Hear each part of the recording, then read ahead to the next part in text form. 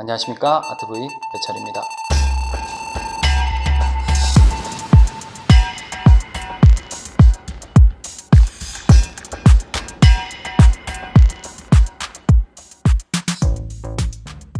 안녕하십니까, 아트브이 배철입니다. 최근 올림픽을 보다가 송기정 선수라든지 이런 분들 생각이 나더라고요, 자연스럽게. 그러다가 일제강점기 시절이 떠올랐고, 이제 일제강점기 시절에 활약했었던 유명한 화가들이 누가 있을까? 바로 당장 떠오르는 인물이 있었습니다. 오늘 소개해드릴 인물인 바로 이인성이라는 인물입니다. 미술에 관심이 크게 없으신 분들도 박수근, 이중섭 같은 이름들은 사실 한 번씩 들어보셨을 거라고 생각합니다. 근데 이인성이라는 이름은 조금 낯선 이름인 것 같습니다. 실제로 일제강점기 시절에 스포트라이트를 받았던 인물은 이 이인성이라는 인물입니다. 이인성이라는 인물은 일제강점기 시절에 태어났습니다. 1912년에 태어났고요.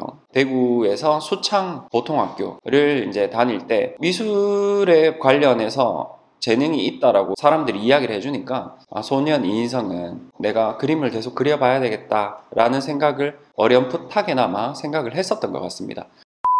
일제강점기가 시작되고 무단 통치라고 해서 총과 칼로, 그러니까 무력으로 우리의 이제 조선인들, 당시에 이제 우리나라 국민들을 다스렸다면 1919년 3.1 운동을 기점으로 한국인들은 총칼로 무력으로 무섭게 다스려도 우리의 말을 듣지 않는구나. 그래서 어떻게 할까를 고민하다가 일본에서는 어르고 달래야 된다 라고 생각을 하는 통치의 개념이 바뀌게 되죠. 문화 통치로 개념이 바뀌게 됩니다. 1920년이 들어서면서부터 우리에게는 더 이상 이제 총칼로 위협적으로 통치를 하는 게 아니라 우리를 식민지화한 것이 아니라 그때부터는 이런 것도 있어.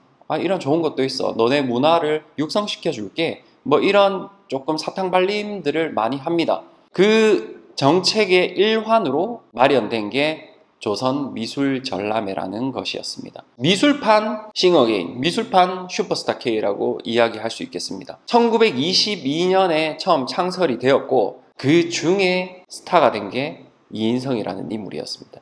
이인성은 10대의 나이에 조선미술전람회에서 입선을 하는 쾌거를 이룹니다. 지역에서는 난리가 났습니다. 지역뿐만이 아니라 전국적으로 천재 화가가 나타났다라고 굉장히 이인성에 대해서 주목을 하게 됩니다. 아직 10대밖에 안 됐는데 입선을 탈 수 있었다라는 것에 대해서 많은 사람들이 주목을 하게 되죠.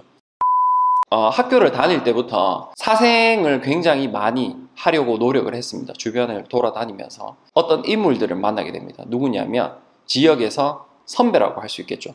박명조, 서동진, 최하수 이런 인물들로 구성된 인물들을 만나게 되는데 그런 인물들이 소년 이인성을 본 거예요. 자기네들끼리 모여서 그림을 그리고 있는데 저기서 한 구석에서 그림을 그리고 있는 꼬마를 본 거예요. 그림을 그리는 이제 선배들 입장에서는 신기하죠.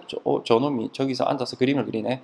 잘 그리는지도 궁금하고 어떻게 그리는지도 궁금하고 그래서 가서 구경을 하는데 생각보다 굉장히 잘 그리는 거예요. 그래서 이런 인물들이 너 우리랑 함께 같이 그림을 그리자라고 권유를 합니다. 그래서 지역의 선배들에 의해 가지고 그림을 배우는 빠르게 그림을 습득할 수 있는 이제 기회를 얻게 되는 거죠. 그래서 기성 작가들과 함께 그림을 그리고 보고 배우고 서로 교류를 하게 되는 겁니다. 그러다 보니까 이제 이렇게 빠르게 입선도 할 수 있었고 그 두각을 나타낼 수 있었던 그것이 바로 이런 선배들의 도움이 있지 않았나라고 생각이 듭니다. 이인성이 계속 그림을 그릴 수 있게 선배들이 도와줍니다.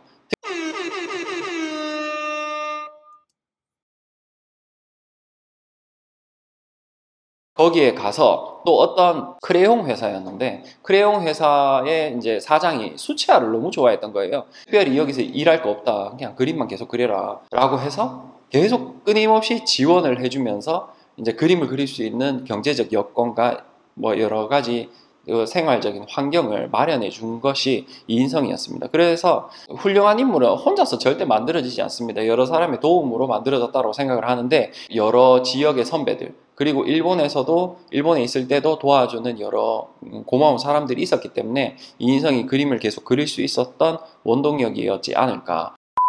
이제 한국으로 돌아와서 조선 땅으로 돌아와서 정점을 찍었던 것은 이제 1935년 창덕궁상이라고 해서 조선 미술 전람의 최고상이 창덕궁상이거든요. 대상이죠. 한국인으로서는 처음으로 대상을 받게 되는 인물이 이인성이라는 인물이었습니다. 엄청난 화제가 됐겠죠. 그 당시에 뭐 거의 우리 국민에게는 자부심과도 같은 그런 인물이었을 것 같습니다. 체육에서는 송기정, 미술에서는 이인성이 있다. 처음에는 수채화로 시작했지만 시간이 지나면서 본격적인 유화의 작품에 매료되어서 아카데믹한 스타일의 유화 작품을 제작하게 됩니다. 해당화라는 작품이 아무래도 그가 추구해 나가는 과정에 이제 작품 중에 거의 이제 마지막 1950년에 돌아가셨거든요. 이제 이분이 만약에 살아 계셨다면 꾸준히 요런 방향으로 이제 작품의 형태가 이루어지지 않았을까 싶은 이제 하나의 방향점, 기준점이 될 수 있는 작품이 해당화라는 작품 같습니다. 경주상곡에서 1935년에 제작된 경주상곡에서 같은 경우에도 이제 굉장히 그림이 독특한데 사실 이제 이인성이라는 인물은 조선의 고갱이라는 별명을 가지고 있었거든요. 색깔 사용하는 것을 보시면 굉장히 고갱의 그림과 약간 흡사한 부분이 있다는 것을 아실 수 있을 거예요. 1922년 조선 미전이 개최되면서 향토색을 굉장히 강조하게 됩니다. 향토색 논란이라고 할 정도로 향토색에 대한 여러 미술 평론가들에 대한 여러 가지 의견들이 있는데 간단하게 설명을 드리면 처음에는 조금 안 좋은 의미로 너네 조선의 이제 지방색, 너네의 특색을 그림에 넣어라. 이런 느낌으로 시작이 됐다라고 그냥 보시면 될 것 같아요. 뭐 장독대라든지 기와라든지 흰옷이라든지 이런 것을 그림에 의도적으로 이제 사용이 됐었는데 이게 너무 개연성 없이 그냥 등장만 하니까 나중에는 이런 이인성이라든지 뭐 여러 다른 선배들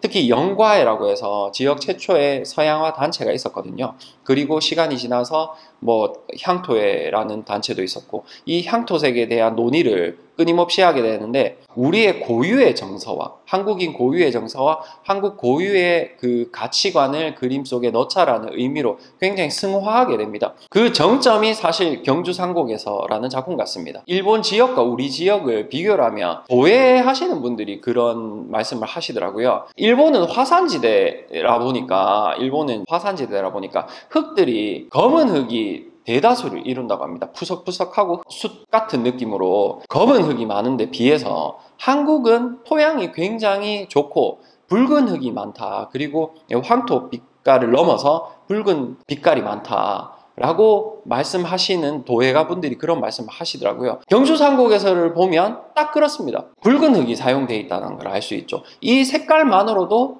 한국의 그런 정치를 알 수 있는 그림이라는 생각이 들기도 합니다. 그 눈 그림자 이렇게 눈 부분을 묘사를 잘 하지 않았거든요. 이것은 한국인의 암울한 현실을 반영하고 있는 것이 아닌가라는 식으로 이제 미술평론가들이 많이 평가하고 있는 부분입니다.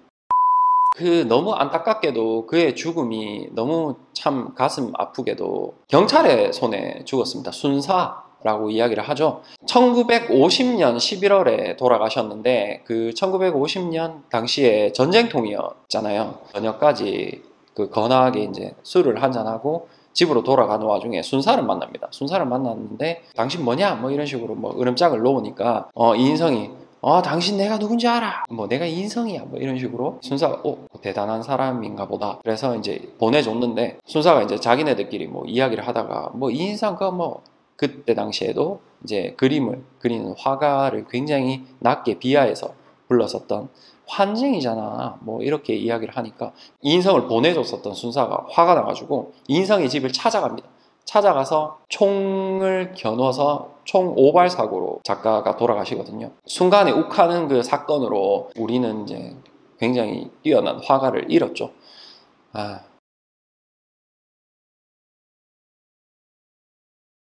개인적으로 굉장히 안타깝다고 생각하는 부분이 한국 서양화에서 이인성이라는 인물은 굉장히 중요한 인물이라고 생각합니다. 한국 서양화의 1세대, 물론 이제 그 다른 뭐 고이동이나 이런 분들이 계시지만 한국 서양화를 대중화시킨 가장 핵심적인 인물이 이인성이라는 인물입니다. 오히려 박수근, 이중섭, 김환기라는 작가보다 훨씬 조금 더 앞선 시기에 서양화를 훨씬 더 대중화시킨 인물인데 지금 우리가 이제 역사 속에서 시간이 지나면서 이 이름을 조금은 놓치고 있는 것이 아닌가라는 생각이 듭니다. 최근에 그나마 다행인 게 인성에 대해서 많은 분들이 관심을 가지고 그의 작품을 보고자 하는 사람들이 많아진 것 같아요. 특히 이제 최근에 이건희 컬렉션이라고 해서 이인성의 작품들이 대구 지역으로 많이 갔습니다. 대구 미술관, 대구 시립미술관에서 이인성의 전시가 이루어지기도 하거든요. 많은 분들이 찾으셔가지고 한번 감상해 보시는 것도 좋을 것 같습니다. 오늘의 영상은 여기까지 하겠습니다. 감사합니다.